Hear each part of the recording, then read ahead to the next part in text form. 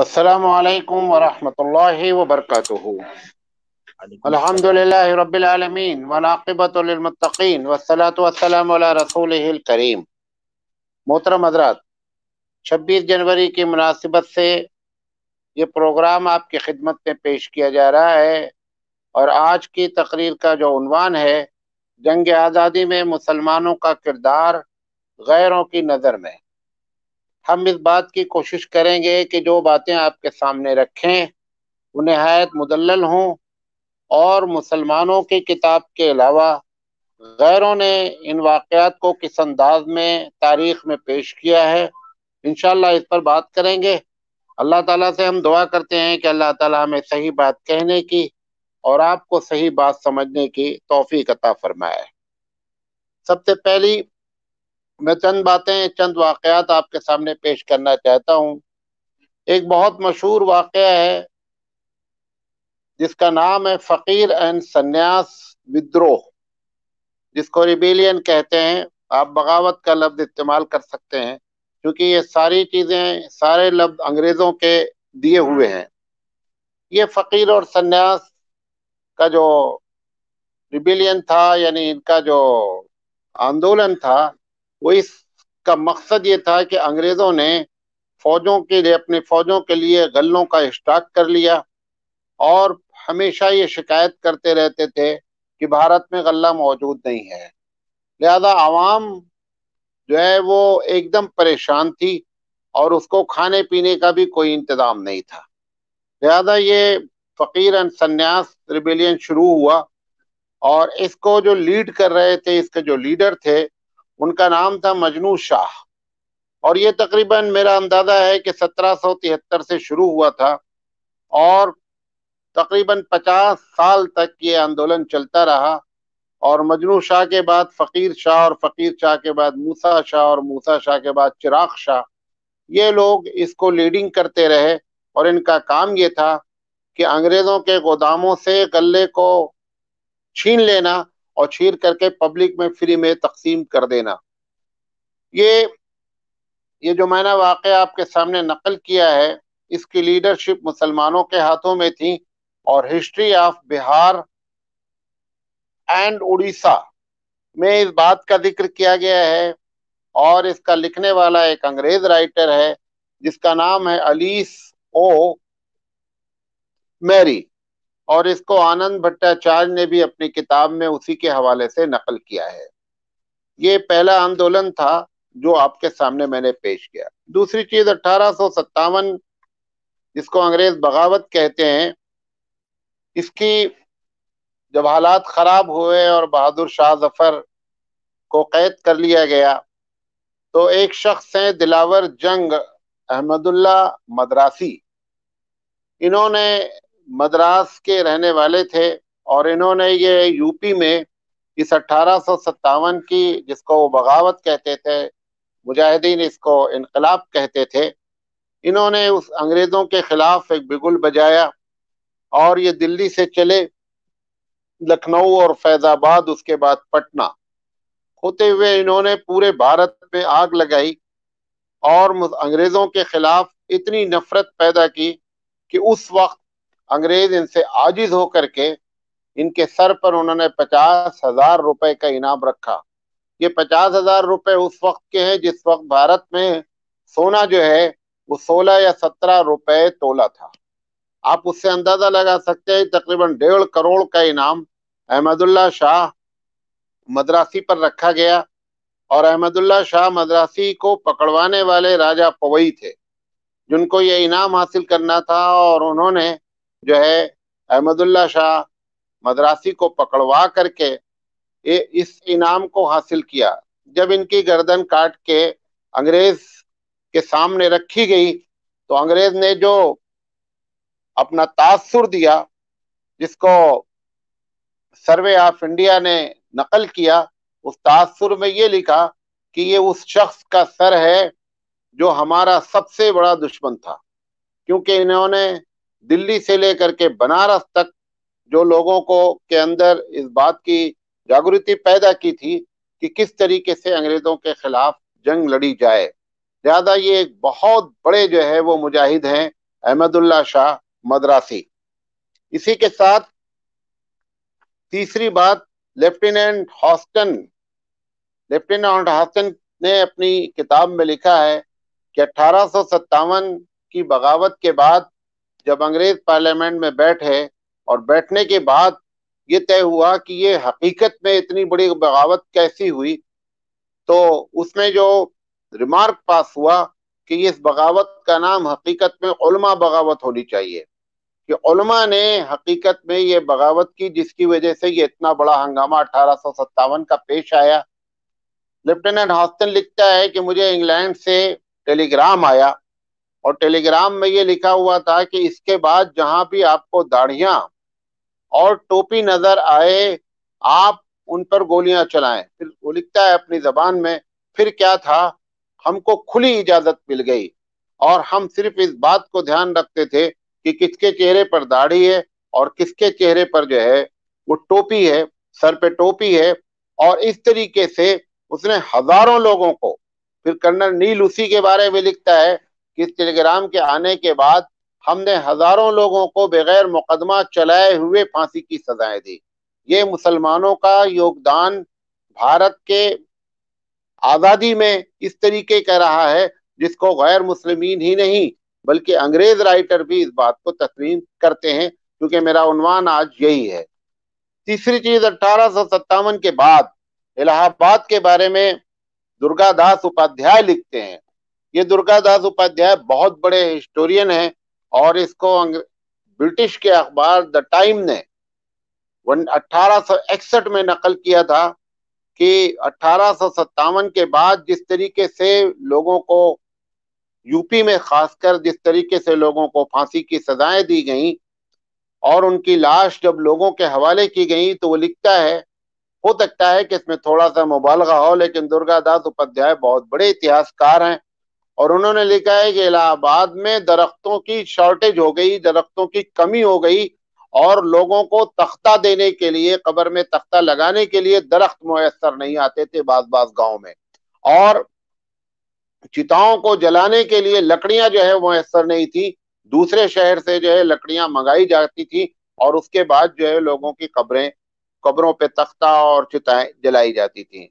ये the time जो England से पेपर निकलता था उसने 1861 में ये रिपोर्ट की थी। इसी तरीके से सर जेम्स एंड एडवर्ड, ये भी अंग्रेज राइटर हैं, इन्होंने लिखा है कि जब हालात 1857 के बाद खराब हुए, अजीब व गरीब है ये बात, अगर जैसा इसने लिखा है अगर इसको साबित किया जाए तो ये बहुत बड़ा काम है, इतिहास का करना चाहिए। इसने लिखा है कि 51,200 लोगों को हमने 3 साल में फांसी की सजा दी है, 1859, 1860 और 1861 में। और फिर जो आगे मजे की बात लिखता है उसने, मतलब मजे के मतलब ये कि इतनी खुली हुई बात उसने लिखा है, ये अंग्रेज राइटर है, उसने लिखा है कि 51,200 में 27,000 सिर्फ उलमा थे, मुसलमान की बात नहीं कर रहे हैं, 27,000 इसमें सिर्फ उलमा थे जिनको फांसी की सजाएं दी गई हैं। इसी तरीके से भगत सिंह के ऊपर जब मुकदमा चला तो भगत सिंह ने, आपको मालूम है कि पार्लियामेंट में जो है वो बम दाग दिया था। जब भगत सिंह पकड़े गए, भगत सिंह बहुत बड़े विद्वान थे और दुर्गादास एक लाइब्रेरी है गालिबन पाकिस्तान में है और वहां पर जो किताबें रखी हुई हैं उसमें 3,000 ऐसी किताबें हैं जिसमें भगत सिंह ने नोट लिख रखे हैं। मतलब आप ये अंदाजा करें कि कितना ये पढ़ने वाला बंदा था। तो भगत सिंह से जब पूछा गया कि 800 साल तक, अंग्रेज जज ने पूछा कि द पीपल रोल्ड 800 ईयर्स, 800 साल तक आपके ऊपर मुसलमानों ने हुकूमत की लेकिन आपने बम कभी नहीं दागा, और हमको अभी टोटल 150 साल हुआ है हुकूमत करते हुए और आपने जो है वो बम दाग दिया। भगत सिंह ने तारीखी जवाब दिया जो आज भी रिकॉर्डेड है, ग्रोवर एंड ग्रोवर की जो किताब है, सफा नंबर 159 में ये बात आज भी रिकॉर्ड है कि भगत सिंह ने जो जवाब दिया वो बेहतरीन लाजवाब था।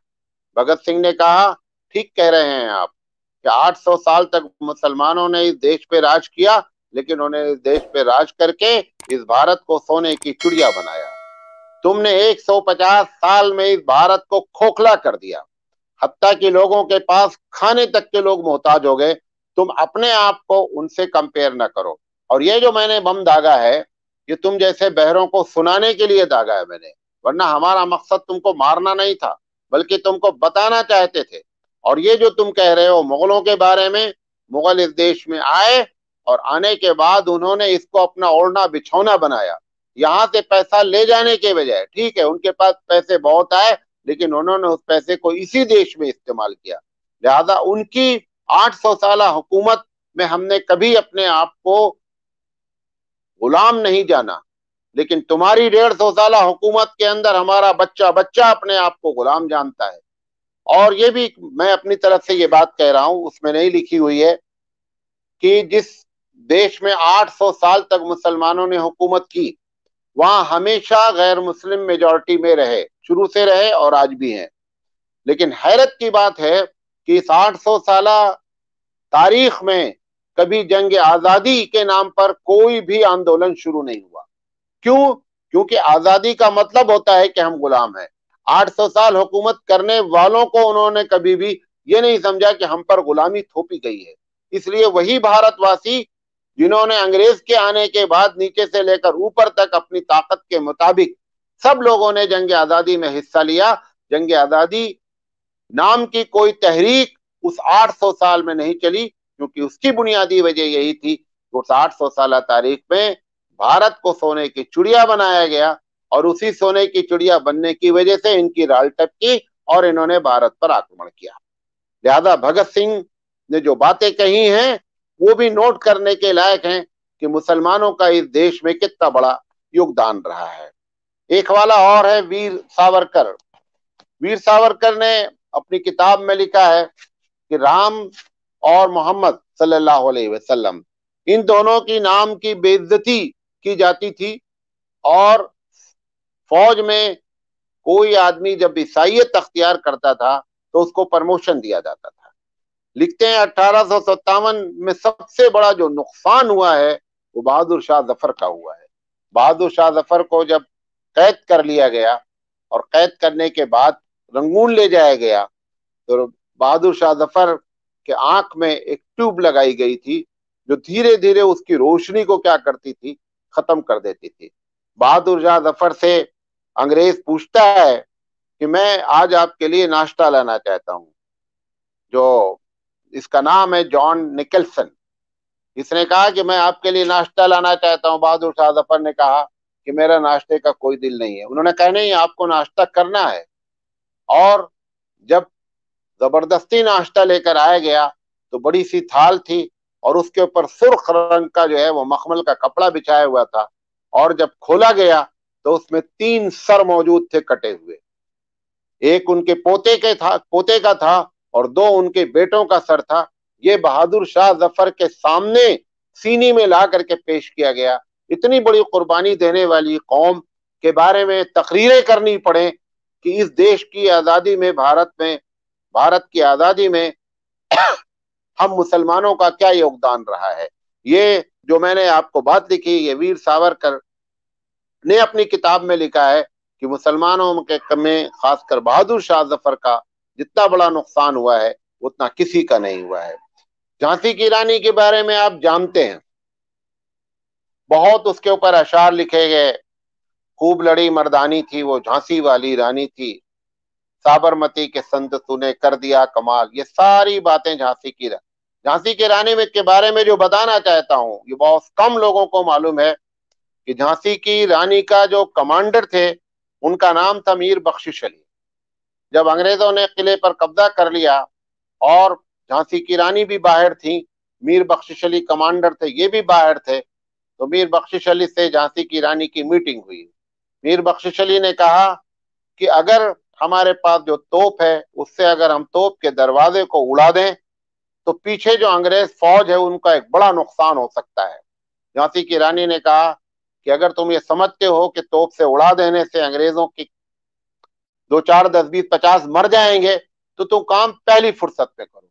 फिर मीर बख्शिश ने कहा लेकिन एक प्रॉब्लम है झांसी की रानी से। उन्होंने कहा कि इस गेट के दाहिनी तरफ मस्जिद है और बाईं तरफ मंदिर है। अगर हमने इसको गेट को उड़ाया तो या तो मंदिर को नुकसान पहुंचेगा और या मस्जिद को नुकसान पहुंचेगा। रानी लक्ष्मीबाई ने कहा कि जिस जानिब मंदिर है आप उस जानिब तोप मारिए, जब ये भले मंदिर का नुकसान हो जाए लेकिन आप मस्जिद की हिफाजत कीजिए। ये सुनकर के मीर बख्शिश अली के बारे में आता है कि वो रोने लगा। कमांडर और उन्होंने अपने तमाम मुस्लिम जो है फौजी थे उनको इकट्ठा किया। इकट्ठा करने के बाद तकरीर की।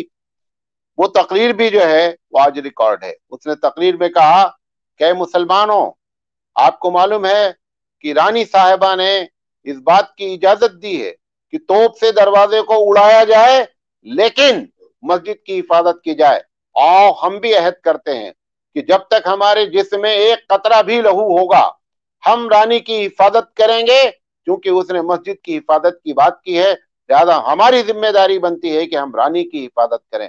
और फिर उसके बाद मुसलमानों ने अंग्रेजों के खिलाफ जो जंग लड़ी, आपको मालूम है कि पहले मीर बख्शिश अली मारा गया, उसके बाद रानी लक्ष्मीबाई जो है वो मारी गई है। लिहाजा इनका जो कमांडर था वो कमांडर भी मीर बख्शिश अली था। तारीख में एक बहुत मशहूर नाम है, नाना साहब पेशवा मराठा थे। नाना साहब पेशवा के जो कमांडर थे उनका नाम भी अजीमुल्ला था। ये भी जो है वो मुसलमान कमांडर थे। और इंडिया स्ट्रगल फॉर इंडिपेंडेंस जो मुखर्जी की लिखी हुई किताब है, उन्होंने ये पूरा पूरा लिखा है कि नाना साहब पेशवा जो बहुत बड़े फ्रीडम फाइटर थे, वो हकीकत में जिसके बल पर वो पूरी फौज की कमांडिंग होती थी वो अजीमुल्ला खान साहब थे। अजीमुल्ला खान का एक बहुत बड़ा रोल है जंग आजादी में कि जिन्होंने नाना साहब की फौज की कमांडिंग की है। लिहाजा मुसलमानों को ये बात, मुसलमान अपनी तारीख खुद नहीं जानता है और जो कौम अपनी तारीख खुद से नहीं जानती है तारीख भी उसको क्या करती है, भुला देती है। जो तारीख पढ़ाई जानी चाहिए, जहां से बच्चे कुछ इतिहास जानते हैं, वहां पर वो इतिहास पढ़ाया जा रहा है जिसका हकीकत से बहुत थोड़ा सा ताल्लुक है। और जिन लोगों की कुर्बानियां हैं, दूसरे लोगों, अंग्रेज ने इस बात को तस्लीम किया, इंग्लिश अंग्रेज राइटर्स ने इस बात को तस्लीम किया, हिंदू राइटर्स ने इस बात को तस्लीम किया कि जंग आजादी में एक बड़ा हिस्सा मुसलमानों का रहा है। मैंने पिछले हफ्ते भी आपसे ये बात कही थी। मैंने मंतकी तौर पर तर्क दिया था कि जंग आजादी में मुसलमानों का किरदार होने की बुनियादी वजह क्या है। इसमें कोई किताब का हवाला मैंने नहीं दिया था, मैंने तर्क आपके सामने पेश किया था। जो लोग देखना चाहें वो यूट्यूब पे जाकर के उस तकरीर को भी सुन सकते हैं। इसी तरह हम फैजाबाद के रहने वाले हैं और इस वक्त बैठे हुए फैजाबाद और अयोध्या में ये प्रोग्राम किया जा रहा है। अयोध्या के बारे में आपको एक अजीबोगरीब बात बताना चाहता हूँ। अयोध्या में एक ऐसा वाकया पेश आया आजादी के वक्त में 1857 के बाद कि एक एक फंदे में दो लोगों को फांसी दी गई और ये लोग नहीं मालूम है कि उन दो कौन कौन थे। एक का नाम जो है वो बाबा बाबा शरण दास साहब थे और दूसरे का नाम था मौलवी मीर अली। इन दोनों इन दोनों की गलतियां क्या थी बकौल अंग्रेज के कि इन दोनों आदमियों ने फैजाबाद से लेकर के और बनारस तक जो है वो हमारे खिलाफ जबरदस्त किस्म की बगावत छिड़ी है। लिहाजा अंग्रेज के हाथ जब ये लगे तो इन्होंने क्या किया कि एक फांसी का फंदा बनाया गया और उस फांसी के फंदे में दोनों लोगों को एक साथ जो है वो फांसी दी गई। आज भी अगर आप अयोध्या जाते हैं तो वहां पर एक कुबैर का किला कहलाता है। कुबैर के किले के पास जो हिस्ट्री लिखी हुई है काले रंग के बोर्ड में, आज भी लिखी हुई है, उसमें इस वाक्य को जो है वो दर्ज किया गया है। आप अगर देखना चाहते हैं तो हिस्ट्री ऑफ उत्तर प्रदेश जो गजट की गई है, जो गजट जब लफ्ज इस्तेमाल हो जाता है किसी किताब के साथ तो इसका मतलब वो सरकारी दस्तावेज होता है। सरकारी दस्तावेज में चैप्टर नंबर 37 पर यह बात आज भी लिखी हुई है कि फंदा एक था और जो है वो दो गले इसके अंदर मौजूद थे। इसी तरीके से एक तारीख में एक जगह है, कभी आप नेट पे जाकर के इसको तलाश कीजिएगा, उसका नाम हांसी है। झांसी नहीं, हांसी कह रहा हूं। हिस्ट्री ऑफ फांसी में जाकर के देखिएगा कि दो आदमियों के साथ जबरदस्त किस्म की सजा अंग्रेजों ने तजवीज की। एक का नाम था हुकुम चंद्र, और दूसरे का नाम था मुनीर बेग। ये दोनों मिलकर के अंग्रेजों के खिलाफ जबरदस्त एहतजाज कर रहे थे। काफी दिनों के बाद इनको ये अंग्रेजों के हाथ लगे।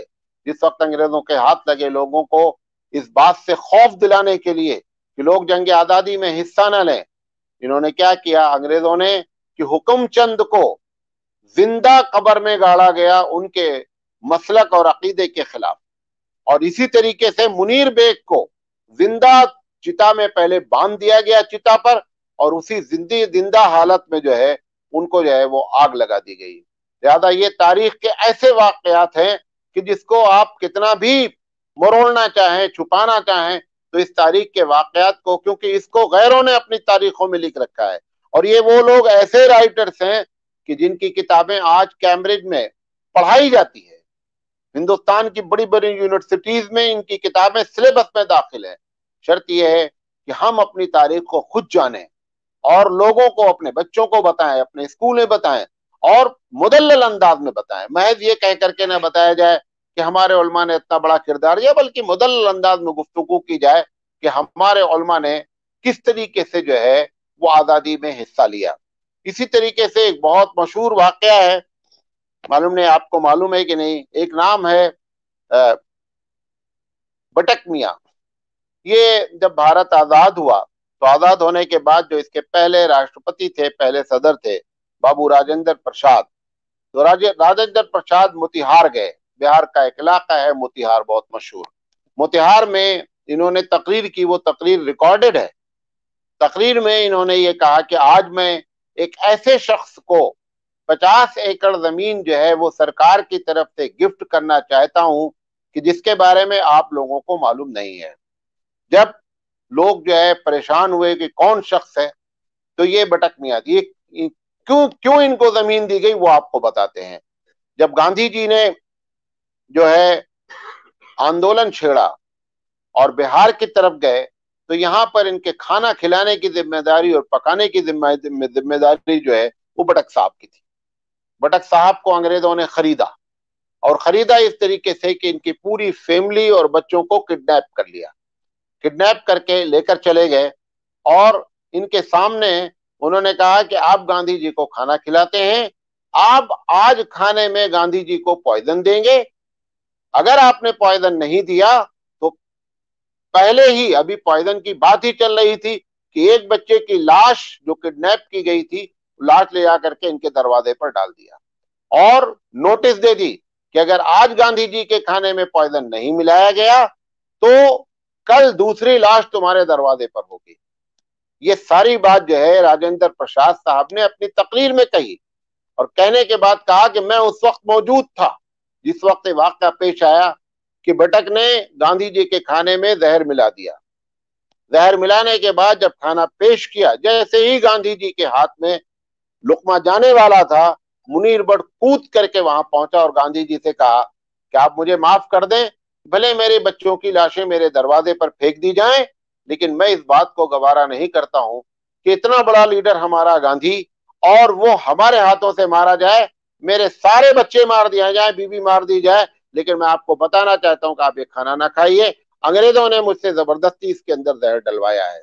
तो राजेंद्र प्रसाद साहब कहते हैं अपनी तकरीर में कि जिस वक्त उसने जा करके उस प्लेट को जपता, मैं वहां मौजूद था, और आज मैं भारत का राष्ट्रपति हूं, लिहाजा मैं बटक साहब को 50 एकड़ जमीन जो है वो एक स्वतंत्रता सेनानी को गिफ्ट करना चाहता हूं।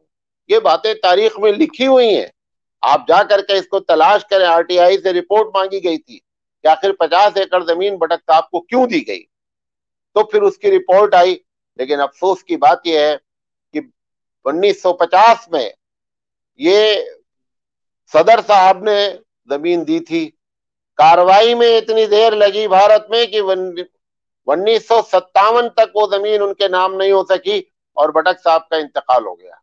बहरहाल बाद में वो जमीन उनके बच्चों को दी गई होगी, दी गई है, लेकिन ये पूरी रिपोर्ट द हिंदू पेपर ने जो है वो अपने अखबार में के फ्रंट पेज पर छापी थी। 1957 में ये रिपोर्ट छपी थी। इसी तरीके से आपको बताना चाहता हूं, ये बातें भी हमारे मुस्लिम लीडर्स भी कम जानते हैं।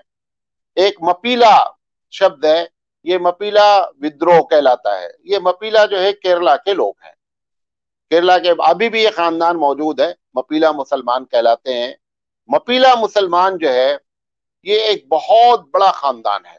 जब गांधी जी ने लोगों को तहरीक चलाई कि हम जो है वो अंग्रेजों के साथ किसी किस्म का कोऑपरेट नहीं करेंगे, तो मपीला के लोगों ने गांधी जी से वादा किया कि हम आपके साथ हैं, और जबरदस्त किस्म के मुसलमानों ने जो है अंग्रेजों से टक्कर लिया।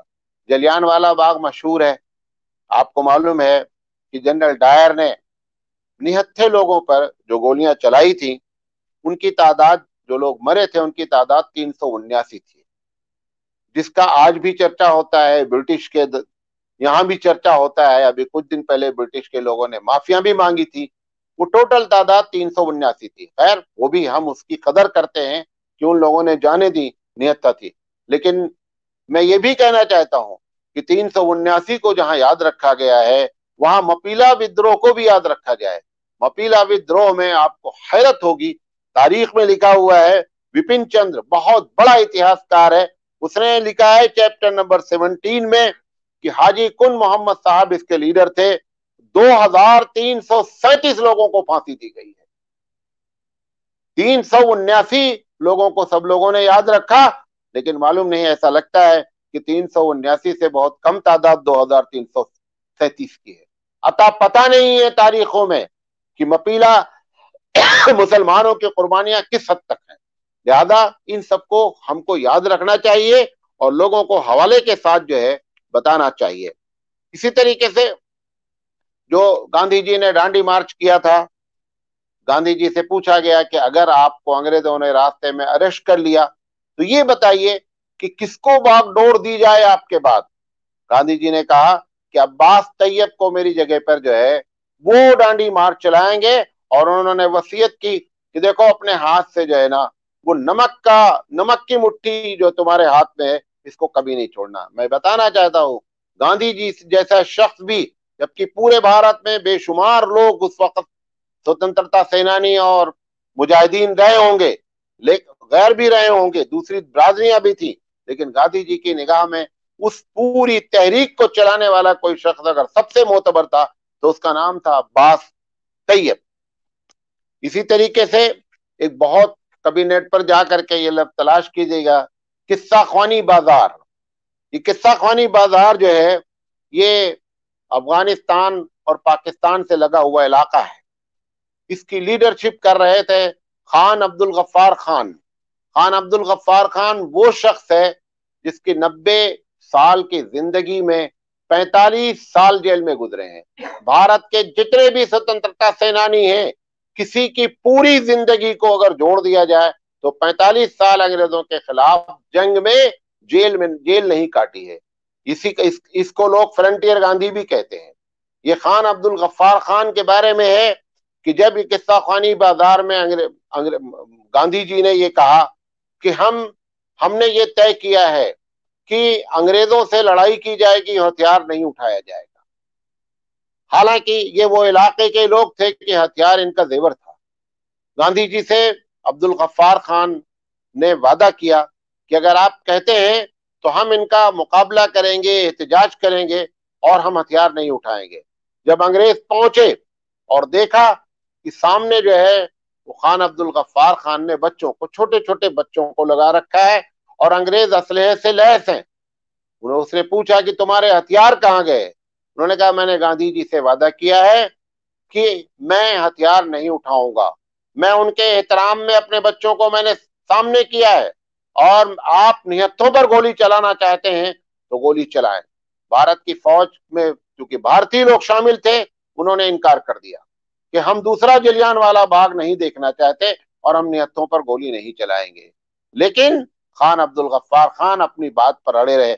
आपको ये भी मालूम होना चाहिए कि खान अब्दुल गफ्फार खान के इंतकाल के बाद भारत रत्न इनको दिया गया, और भारत रत्न जब दिया गया तो ये बात पढ़ी गई कि ये वो शख्स है कि जिसने अपने जिंदगी के 45 साल अंग्रेजों के खिलाफ जंग में जेल में गुजारे हैं।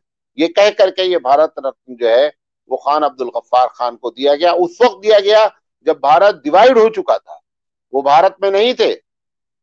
उसके बावजूद भी उनको भारत रत्न दिया गया है। और मेरा अपना अंदाजा है ये अकेले शख्स हैं, तारीख की तहकीक तो नहीं है, लेकिन ये अकेले शख्स हैं जिनको भारत रत्न दिया गया। जिस वक्त भारत रत्न दिया गया तो उनकी नेशनलिटी भारत की नहीं थी। ऐसे वक्त में भारत गांधी को यानी अब्दुल गफ्फार खान को याद किया गया। इसी तरीके से दो बातें और कहकर अपनी बात खत्म करना चाहता हूं। दो बातें और कहना चाहता हूं क्योंकि मैं फैजाबाद का हूं, लिहाजा अगर अशफाकुल्ला खान साहब का जिक्र न किया जाए तो ये उनके साथ बड़ी बेइंसाफी होगी।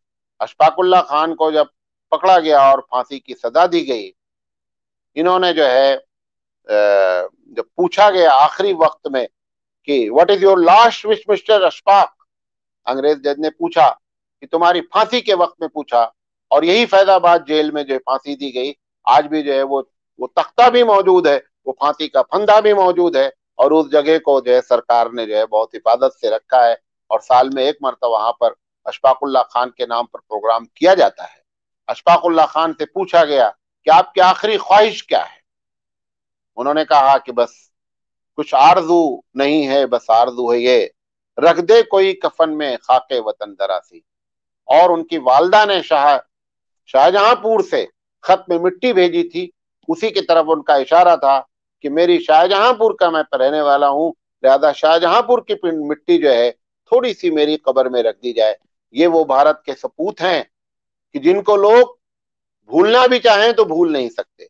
और आखिरी बात, अभी अभी की बात है, ज्यादा पुरानी नहीं, ये 1965 की बात है कि जब लाल बहादुर शास्त्री भारत के प्रधानमंत्री थे तो उस वक्त भारत के कोष में खजाने में कमी वाक़ई हुई। लाल बहादुर शास्त्री ने निजाम मीर उस्मान से अपील की कि पैसों की सख्त जरूरत है। उन्होंने कहा कितना चाहिए, उन्होंने कहा आप जो भी दे सकते हैं।